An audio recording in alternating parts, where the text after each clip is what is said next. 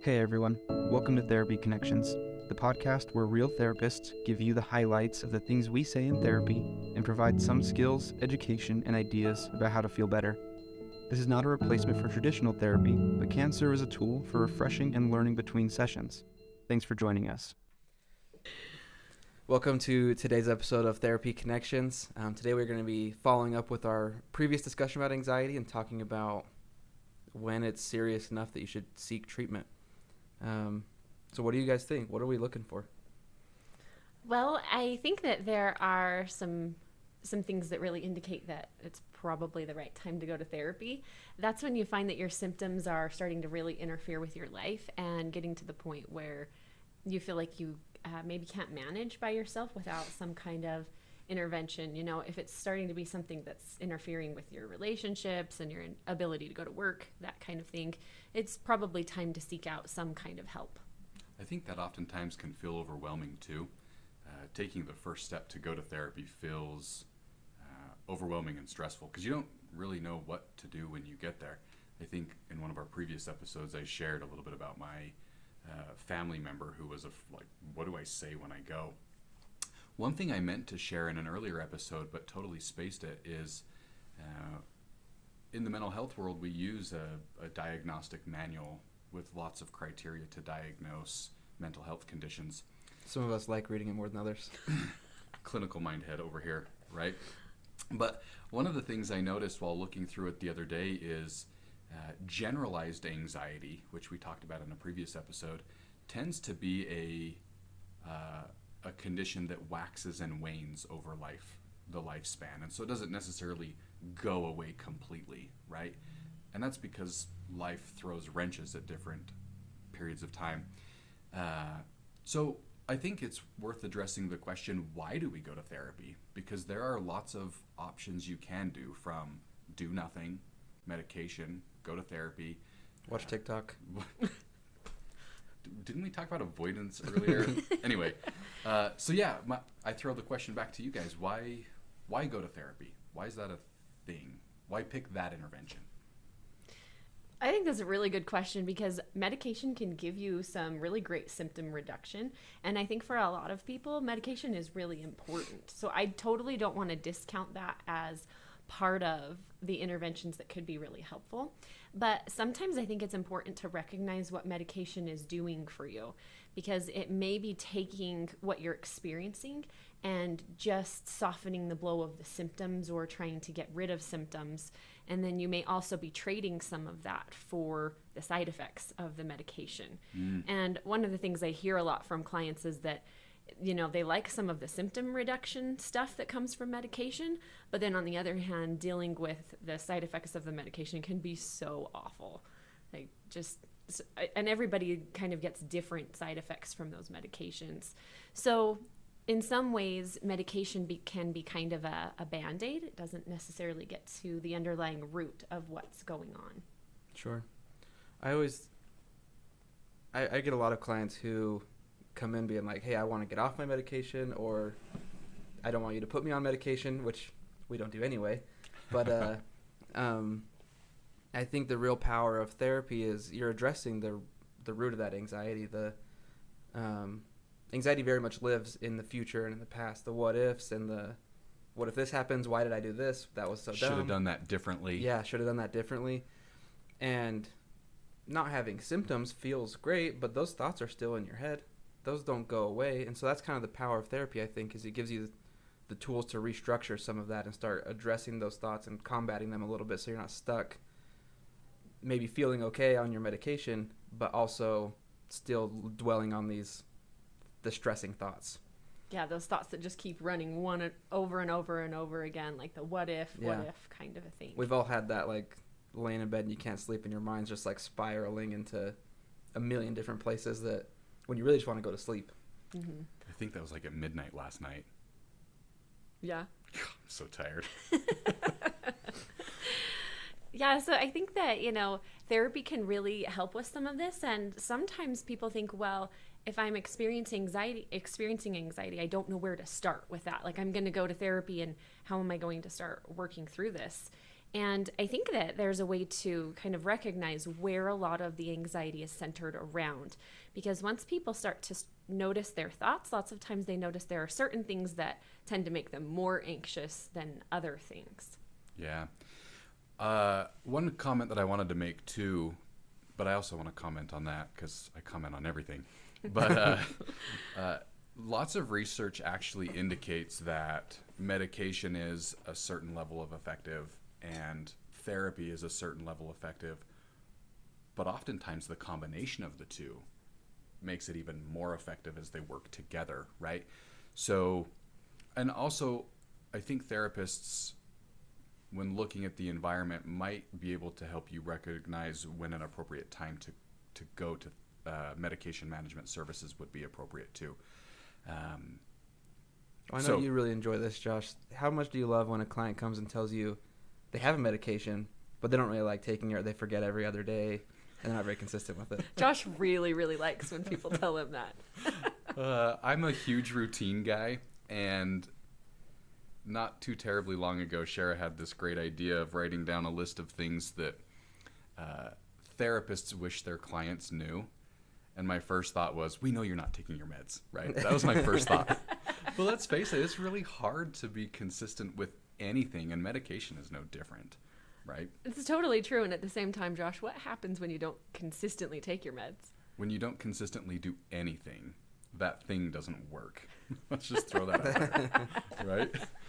But I actually think you were onto something here with this idea of tracking where my levels of anxiety might be. It actually is very helpful for us as therapists as well. So let's talk a little bit about one of the things that I think is a fairly common intervention that most of us use probably when working with anxiety.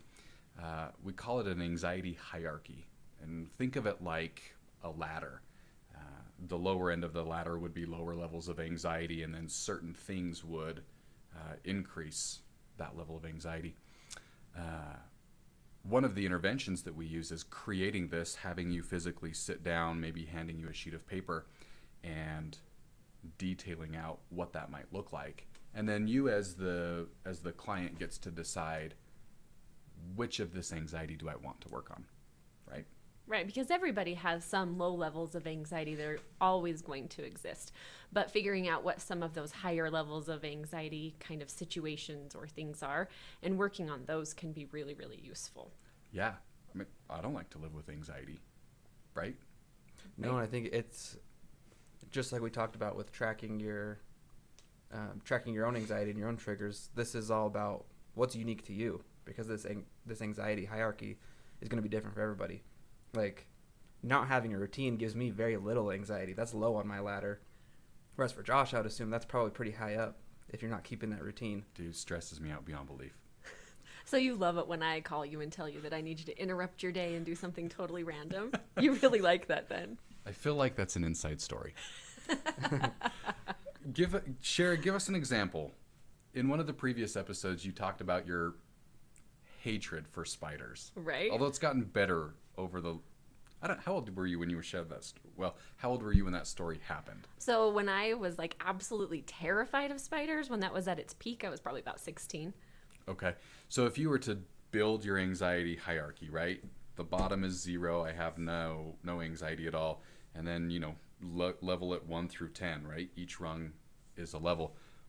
Where were spiders initially? Where were they at the peak? Where are they now?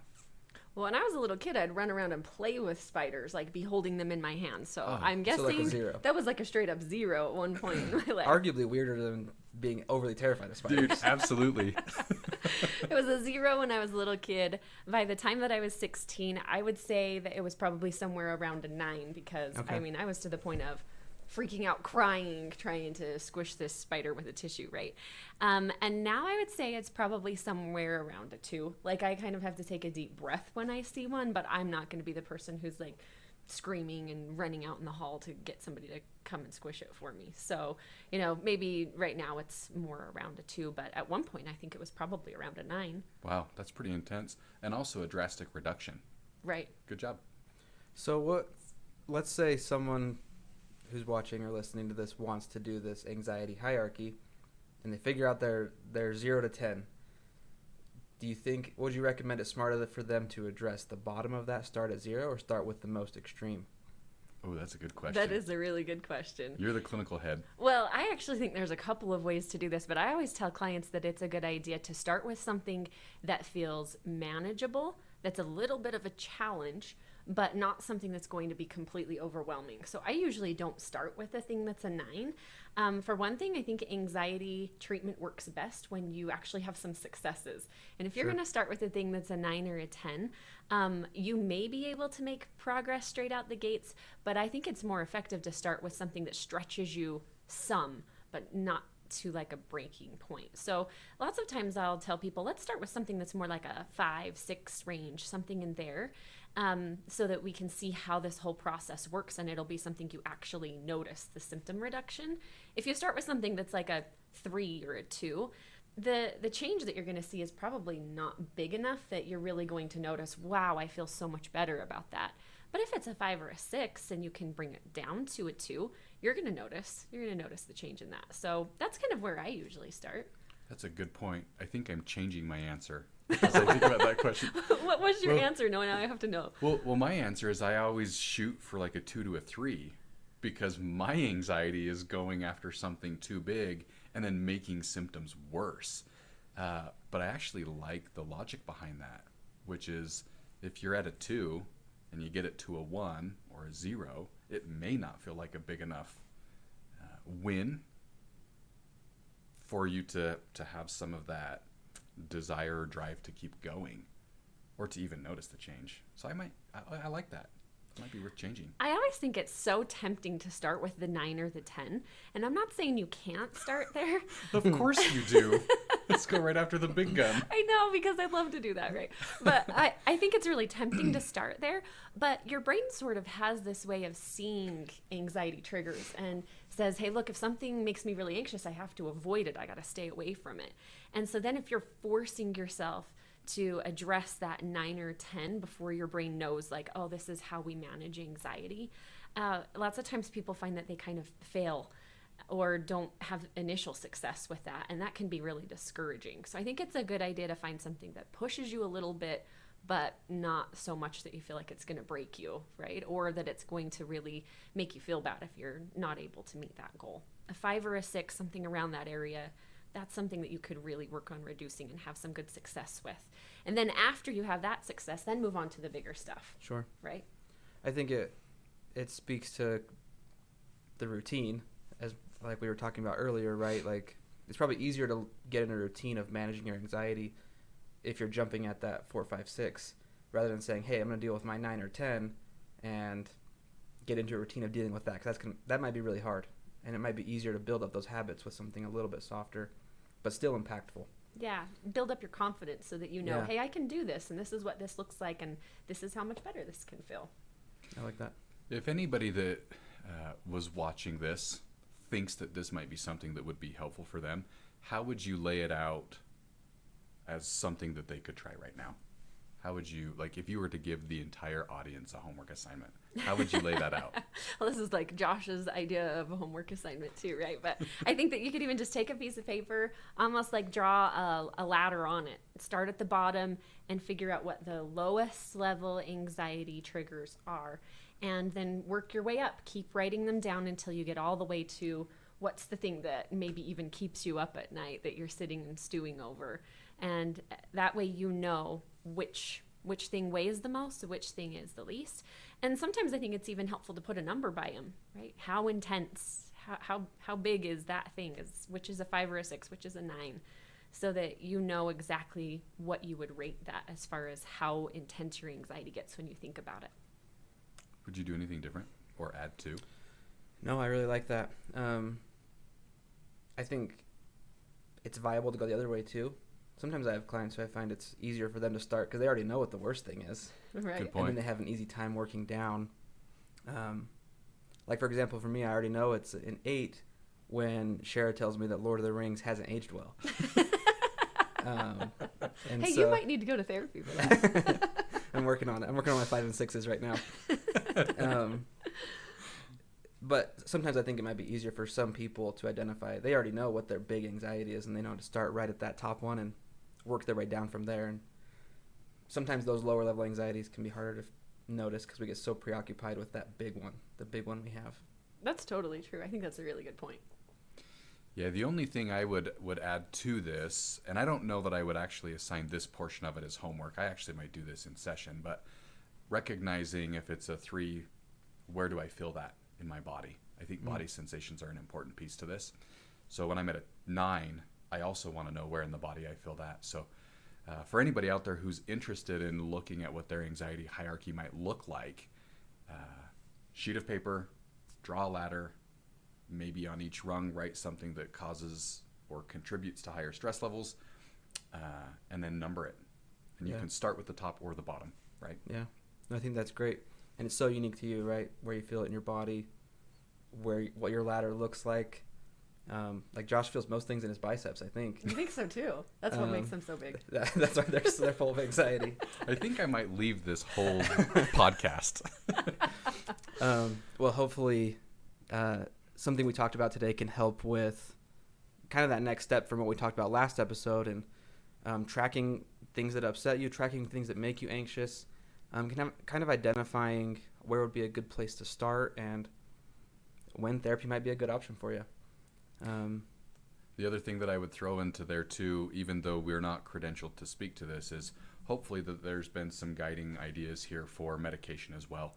There are times where medication is the right route to go, and if you question it, it's even worth talking with your therapist about. Not that they know everything about meds, but right. Or even like your primary care doctor would be a great place to start. Yeah. You know, talking to them a little bit about what meds might be able to do for you. But keeping in mind that therapy, on the analogy of muscle building, therapy is like Josh's flexing favorite that muscle analogy.